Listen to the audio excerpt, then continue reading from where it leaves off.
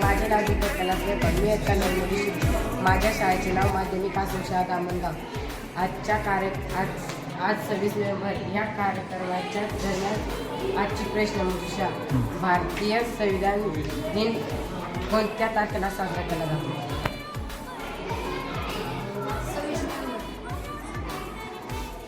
भारतीय संविधान दिन कोणत्या तारखेला लागू झाले? 26 जानेवारी 1950.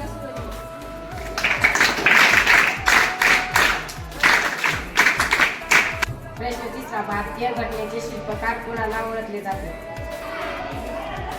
कोण सांगते?